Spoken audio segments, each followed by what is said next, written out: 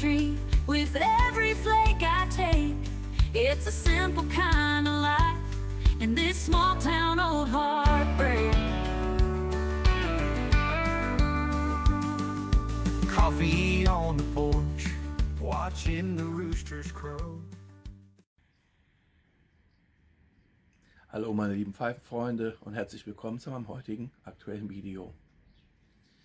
Ja, es ist früh am Morgen, 20 nach 8. Wir haben gerade mal den 2. August, aber es sind bereits 25 Grad im Schatten. Es wird heute also wieder knackig und vor allem schwül werden. Und deswegen habe ich mir gedacht, setz dich mal früh morgens raus, dann ist es noch relativ angenehm. Rauchst jetzt mal eine Morgenpfeife, was ich sonst relativ selten tue. Und bei der Gelegenheit möchte ich euch wieder einen Tabak reviewen. Und zwar geht es heute konkret um diesen Tabak hier. Fields are all aglow with that early morning show. Just a puff of that classic cut puts me in good cheer. In this timeless countryside, my troubles disappear. In a good mood, life's a gentle tune. Smoking that Baron under the big bright moon. With vanilla in the air and peace in the land.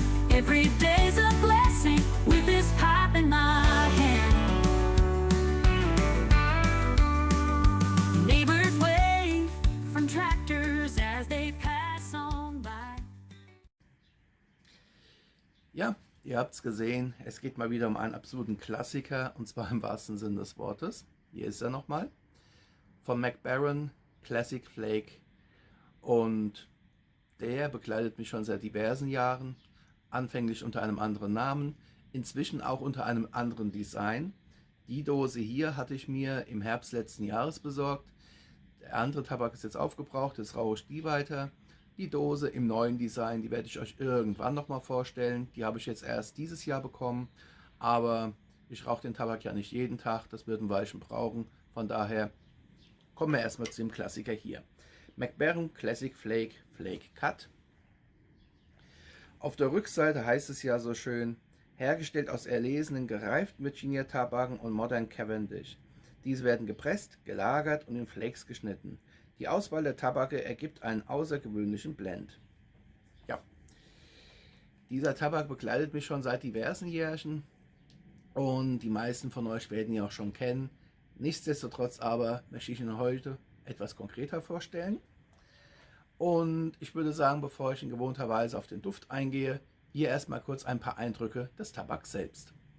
The rhythm of the heartland beneath the open sky. We share stories about the weather and the crops that came, and that sweet aroma of the pipe always feels the same.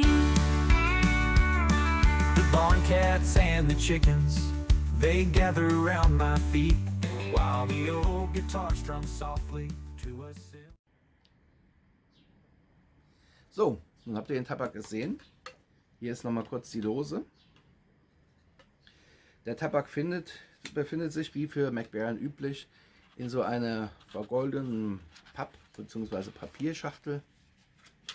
Und wenn wir diese halt aufklappen, haben wir hier die Flake-Scheiben schön ordentlich nebeneinander eingebracht. Sehr schön zu erkennen sind natürlich die hellen Virginias. Sehr schön zu erkennen, aber halt auch die dunkleren Anteile des sogenannten Modern Cavendish. Das ist ja so ein spezieller Cavendish eben von Mac Baren, der halt auch unter anderem dieses Mac Baren Aroma herüberbringt, das es halt eben nur bei Mac Baren gibt. Und wenn ich an dem Tabak rieche,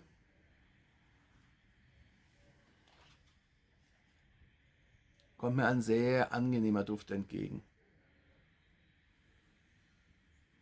Man riecht Virginia und man riecht aber auch unweigerlich Vanille. Und wer sich vielleicht noch an die alten Tabake erinnert, der wird hier wissen, es gab den Vanilla Cream Flake von Mac Baren und meines Wissens ist der Baren Original Flake nichts anderes. Gestopft habe ich den Tabak in meiner eigenen Methode, wie immer. Sprich, Pfeifenreiniger rein, Ich habe jetzt erstmal nur eine einzige Flake-Scheibe gewählt von dem Tabak, weil ich jetzt hier keine 2,5 Stunden rauchen möchte, sondern 1,5 Stunden reichen da völlig aus. Und jetzt zeige ich euch noch mal kurz die Pfeife, in die ich den Tabak gebracht habe. Und dann geht es auch schon zum eigentlichen Review. Also, bis gleich. With the classic flake tobacco and the countryside still, I find solace in these moments, love sure to fill. In a good mood, life's a gentle tune. Smoking that Baron under the big bright moon. With vanilla in the air and peace in the... So, da haben wir hier die Pfeife nochmal. Es ist, wie ihr sehen könnt, eine wunderschöne Pot. Paul Winslow Grade E. Diese Grade E Pfeife, Grade E im Englischen, hatte mir auf Anhieb gefallen. Ich habe die gesehen, hatte mich schockverliebt und gesagt, meine. Das ist meine. Die hat eine schöne weite Bohrung, ist optimal für Flakes. Und wie ihr ja sehen könnt, der Flake hat noch ordentlich Platz nach oben. Ich hätte hier also noch einen guten halben Flake einbringen können. Ich habe ihn jetzt nicht allzu fest gestopft, weil ich mir angewöhnt habe, ein Flake aus der Pot hier reicht völlig aus. Wenn ich etwas mehr rauchen möchte, dann habe ich auch Pfeifen, die sind noch ein bisschen höher. Da passen dann wirklich 2 Flakes rein, aber da bin ich gut beschäftigt. Und von daher möchte ich mich jetzt auch nicht lange mit dem Blabla aufhalten. Ihr wollt ja wissen, wie schmeckt das Kraut. Also gehen wir ins Eingemachte.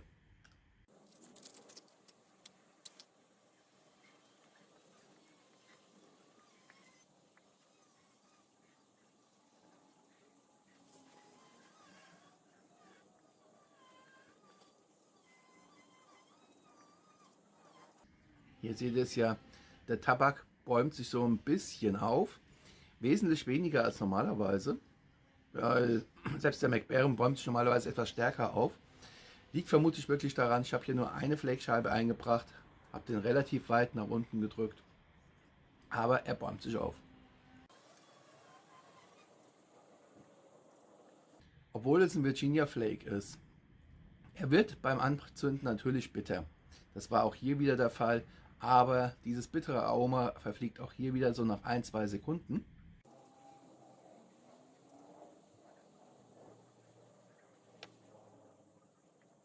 Ihr seht, Sonne kommt raus. Eigentlich schon ja, fast störend, weil die Sonne kommt genau aus dieser Richtung hier und leuchtet mir exakt in die Augen. Kommen wir zum Aroma. Sagte ja anfänglich ein bisschen bissig, nach 1-2 Sekunden ist dieses bittere Aroma weg und weicht jetzt einem sehr weichen, milden, sanften Rauch. Und dieser umspeichelt förmlich die Zunge. Wir haben definitiv Vanille drin, das schmeckt man auch ein bisschen. Zwar nicht wirklich vanillig, aber man hat diese leichte zusätzliche Süße, die eben diesen harmonischen Geschmack von Virginia und dem Modern Cavendish sehr angenehm unterstreicht. Ich hatte gerade gestern ein Tabak-Review gemacht, da geht es auch um einen Virginia-Tabak.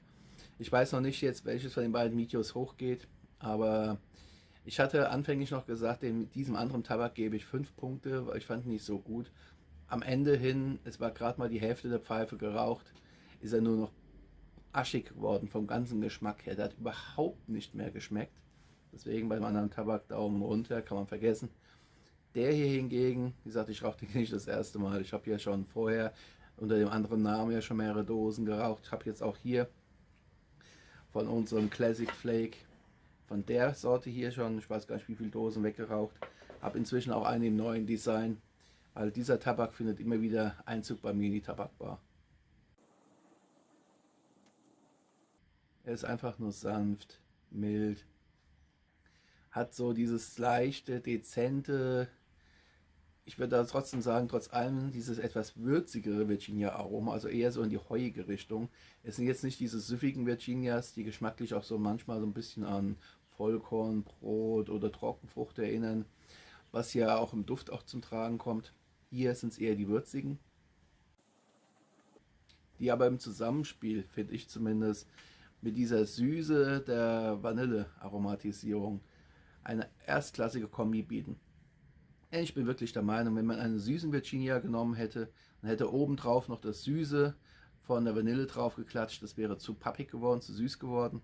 Und hier, man kennt es ja auch vom Kochen, leichte Gegensätze ziehen sich ja trotzdem an und ergeben ein stimmiges Ganzes. Hier hatten wir die leicht würzigen Virginias kombiniert mit der Süße der Vanillearomatisierung und das ist einfach nur ein Traum von einem Tabak.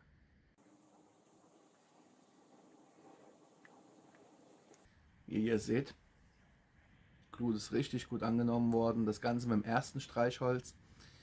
Im Klartext, die Konditionierung dieses Tabaks hier ist einfach nur 1A. Der ist nicht zu feucht, der ist nicht zu trocken, der ist genau so, wo er sein soll. Da diese Dosen hier nicht perfekt abschließen, werde ich den Tabak jetzt hier in den nächsten Tagen wirklich runterrauchen. Ich werde also jeden Tag mindestens eine Pfeife hiervon qualmen. Das mache ich bei den Dosen immer, weil ich mag diese Eckdosen halt überhaupt nicht. Da geht die Feuchtigkeit sofort raus. Man hat nicht länger als 1-2 Wochen, dann kann man die Sache in die Tonne kloppen. Dafür ist der Tabak zu schade. Deswegen, ich habe jetzt mal einen Flake, werde heute Nachmittag oder heute Abend vielleicht mal einen rauchen. Das ist jetzt halt jeden Tag so 1-2 Pfeifchen von und dann ist es in ein paar Tagen durch.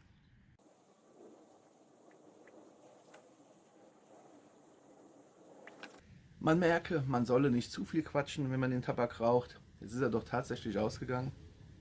Und da ich jetzt keine Lust habe, jetzt hier noch groß rumzufummeln, nehme ich ausnahmsweise wieder mal kurz ein Feuerzeug.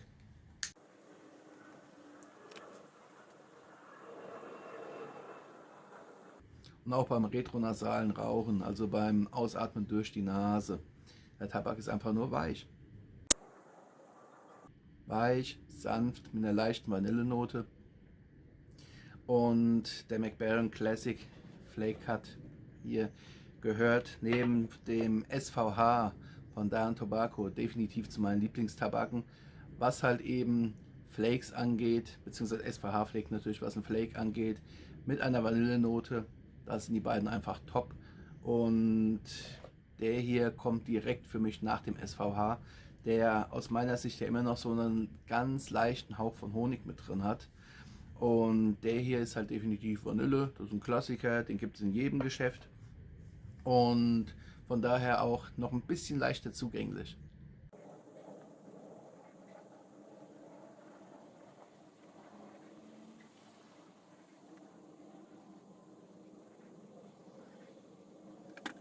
Entschuldigung. Also wie man es dreht und wendet, der Rauch umspielt die Zunge. Am unteren Bereich der Zungenspitze kommt bei mir zumindest am besten dieses Vanillearoma zu tragen. Der Tabak kratzt nicht, der Tabak beißt nicht. Der ist wirklich eine rundum stimmige Geschichte. 8 Punkte bekommt er von mir von 10 möglichen. Wie gesagt, ich finde den SVH noch einen Ticken besser. Der gefällt mir noch ein bisschen besser. Und 8 Punkte ist schon eine sehr, sehr gute Bewertung. Und damit schließe ich das Ganze auch ab. Das Tabakaroma ändert sich jetzt nicht mehr groß. Es wird jetzt bleiben. Ungefähr 3/4, muss man sagen, nicht 2/3, sondern 3/4 dieser Füllung halten vom Aroma her stand. Gegen Ende hin nimmt halt die Aromatisierung ab und weicht dann aber immer noch einen recht angenehmen Virginia Aroma. Man schmeckt noch das Tabaksaroma heraus, bevor es dann ganz zum Ende hin so ein bisschen bitterer wird. Aber das ist ja bei jedem Tabak der Fall. Der Tabak ist dann einfach von den Kondensaten gesättigt.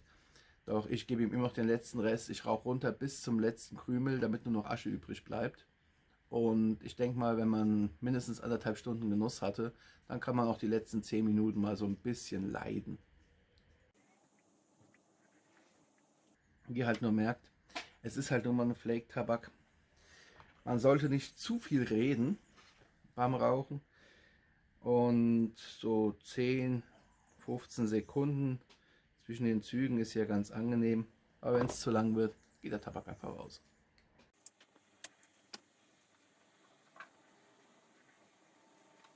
Kommen wir zum letzten Aspekt, den ich immer noch anspreche. Die Raumnote ist natürlich auch nicht zu verachten. Wenn jemand Vanille mag, dann wird er die Duftnote hier definitiv mögen. Es ist jetzt nicht überfrachtet nach Vanille, es ist einfach ein angenehmer Pfeifenduft. Auch das, was man immer wieder so gemeinhin als Duft eines Pfeifenrauchers her mag und kennt und schätzt, Da kommt es hin. Angenehm also auch für die Leute, die um einen herum sitzen.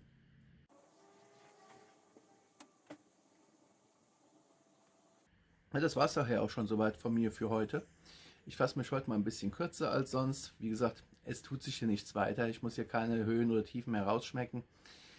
Auch dieser Tabak ist halt eben zwar qualitativ sehr gut. Es ist jetzt aber halt eben keiner, der besondere Aufmerksamkeit verdient, außer dass man darauf achten sollte, nicht zu viel zu reden, dass man darauf achten sollte, dass er weiterhin angenehm vor sich hinklimmt. Auch ein sogenannter Ole Smoke, rein in die Pfeife, runterrauchen. Da gibt es nichts, wo man sagen kann, ah, da kann man noch dies rausschmecken, ah, da kann man noch jenes rausschmecken. Er passt einfach.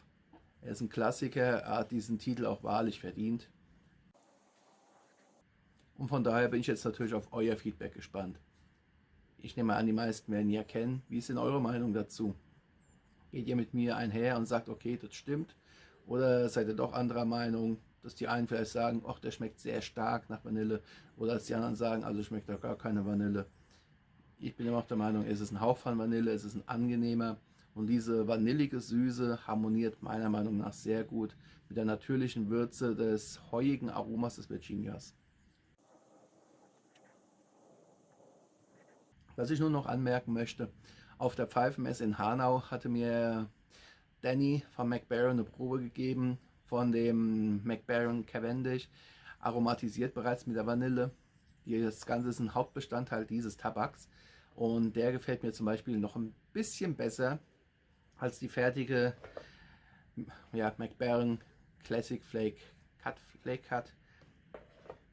Ich finde, wenn sie den rausbringen würden, der würde noch besser abschneiden. Ist ein bisschen aromatischer, ist noch ein bisschen kräftiger, was die Vanillesüße angeht, aber ein verdammt gutes Kraut und daher auch eine Top-Grundlage für diesen Flake-Tabak.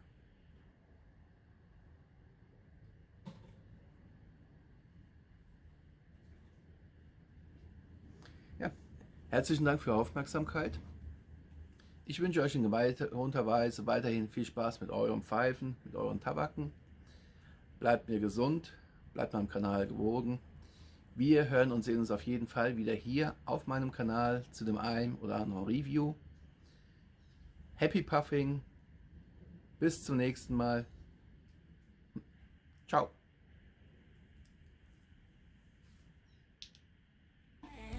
Every day's a blessing with this pipe in my